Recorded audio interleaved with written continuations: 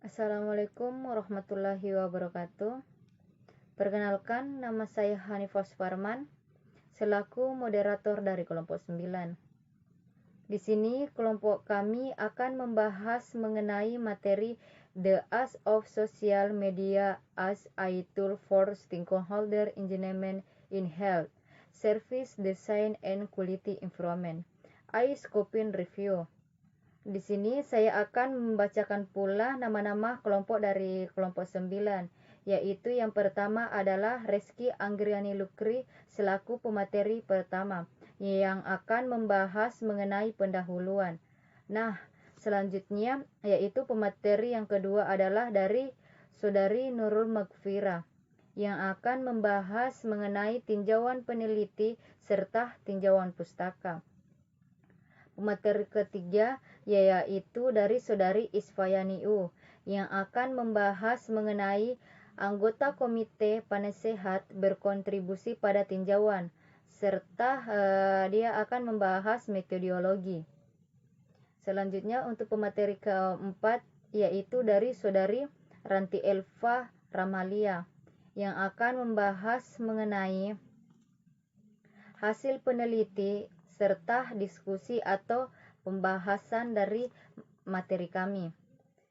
Untuk pemateri selanjutnya itu pemateri kelima dari Saudari Yusriana Kartono, yang akan membahas mengenai dari studi yang berhasil, from dan blog adalah fitur yang paling umum yang digunakan, serta dengan 10 studi menggunakan from. Nah, selanjutnya dia akan membahas pula tentang mengenai kesimpulan. Nah, untuk pemateri terakhir yaitu dari Saudari Hanifah Suparman, yang akan membahas mengenai keterbatasan serta saran untuk peneliti atau pendapat dari kelompok kami. Nah, itulah tadi nama-nama dari kelompok kami serta pemateri dari kelompok kami. Ya, untuk mengefisienkan waktu, saya persilahkan kepada pemateri pertama, yaitu dari Saudari Reski Anggriani Lukri. Saya persilahkan. Assalamualaikum warahmatullahi wabarakatuh. Saya Reski Anggrani Lukri sebagai pemateri pertama, yaitu pendahuluan. Penggunaan media sosial terkait kesehatan dapat meningkatkan konsumen ke konsumen penyedia. Kedukungan konsumen 10-11 meningkatkan manajemen diri dari kondisi. 10-11 meningkatkan akses konsumen terhadap informasi. 12 menciptakan hubungan yang lebih setara antara profesional kesehatan pada pasien.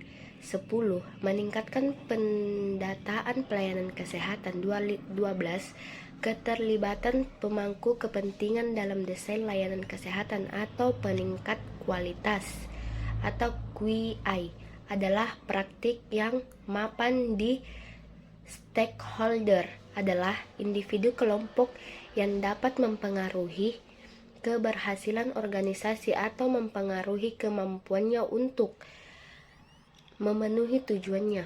13. Pemangku kepentingan dalam layanan kesehatan berasal dari semua tingkat kesehatan, dari individu hingga tingkat sistem, dan dapat mencakup penyediaan konsumen, pembuat kebijakan, administrator kesehatan, dan masyarakat. Terima kasih. Assalamualaikum warahmatullahi wabarakatuh. Saya Nur Makfira akan melanjutkan slide saya di slide kelima, yaitu tujuan penelitian. Tujuan dari tinjauan scoping ini adalah untuk memetakan penelitian tentang penggunaan media sosial oleh layanan kesehatan, penyedia, dan konsumen untuk berkontribusi pada desain layanan atau kegiatan QI. Slide selanjutnya yaitu slide 6, tinjauan pustaka, sebuah penelitian terhadap rumah sakit umum dan medis di Amerika Serikat menunjukkan lebih dari 99% memiliki akun Facebook, Foursquare, dan atau Yelp. 8 sebuah studi serupa dari rumah sakit tersier di Cina menunjukkan bahwa 76,2% rumah sakit menggunakan situs media sosial Cina, Sina Weibo atau WeChat. Tinjauan ini telah dipandu oleh keterlibatan komite penasihat pemangku kepentingan yang mencakup 3 konsumen layanan kesehatan dan 3 penyedia layanan kesehatan dalam peran klinis dan non-klinis, Arsey dan O'Malley menganjurkan penggunaan latihan konsultasi dengan praktisi dan konsumen dalam kerangka tinjauan peringkupan mereka. Perkenalkan, saya Iswayani U akan melanjutkan materi di bagian tinjauan pustaka. Jadi di sini di bagian tinjauan pustaka yaitu anggota komite penasihat berkontribusi pada tinjau pustaka. Yang pertama yaitu mengirimkan artikel yang berpotensi relevan untuk ulasan tersebut. Yang kedua, studi di mana media sosial digunakan sebagai alat untuk penyaringan. Jadi semua informasi yang didapatkan di media sosial juga harus perlu disaring atau kita cek kembali informasi-informasi itu apakah benar atau tidak. Yang ketiga yaitu meninjau dan mengomentari draft dan analisis data. Jadi anggota komite ini bertugas untuk meninjau dan mengomentari apa-apa saja yang mungkin kurang dari draft analisis data. Yang keempat itu memberikan umpan balik pada naskah. Dan yang kelima menjawab pertanyaan yang spesifik tentang temuan analisis, mana yang sangat relevan dengan pengalaman mereka tentang sistem kesehatan, dan tanggapan ini digunakan untuk membentuk isi bagian diskusi. Jadi di sini para anggota komite ini menjawab pertanyaan spesifik yang mungkin sesuai dengan pengalaman mereka di bidang atau di sistem kesehatan.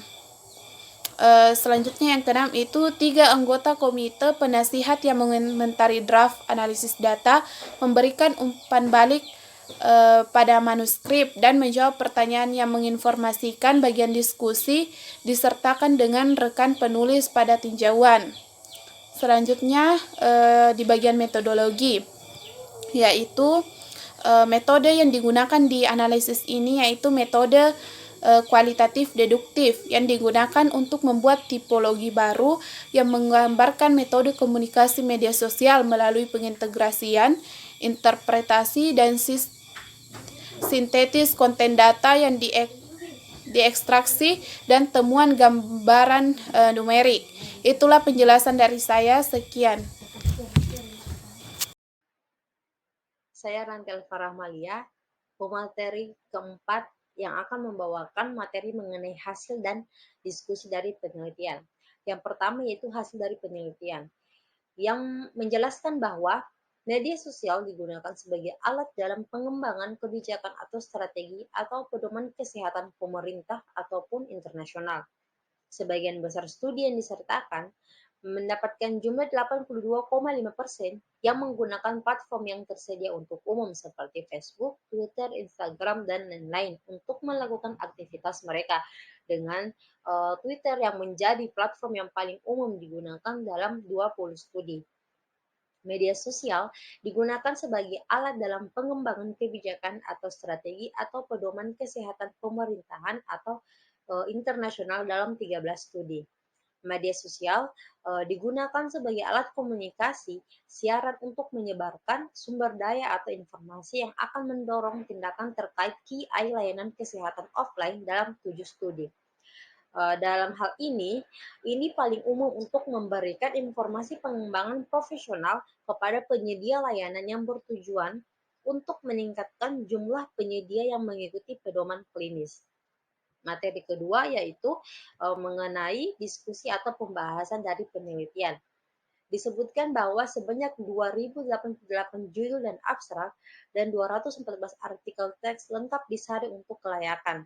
40 artikel dan 39 pengaturan studi dimasukkan dalam tinjauan pelingkupan.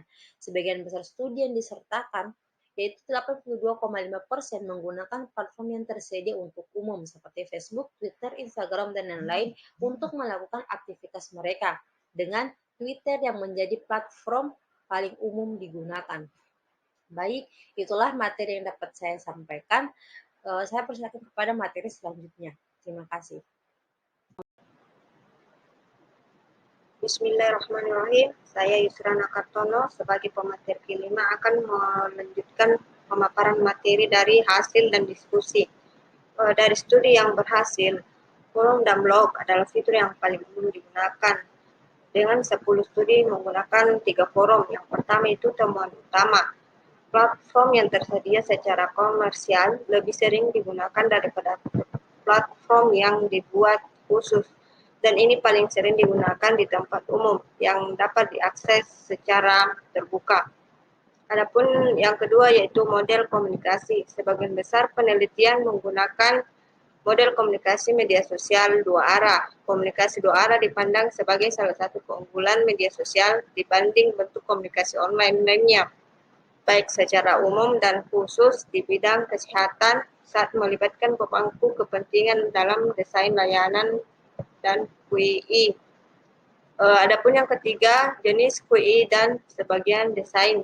QII atau kegiatan desain yang paling umum dilakukan melalui media sosial adalah pengembangan kebijakan, strategi atau pedoman kesehatan, dan pengumpulan tanggung jawab. Adapun kesimpulan dari analisis jurnal dari kelompok kami yaitu tujuan dari penelitian ini adalah untuk memajukan teori kepercayaan bertingkat dalam kaitannya dengan pemasaran internasional, layanan kesehatan.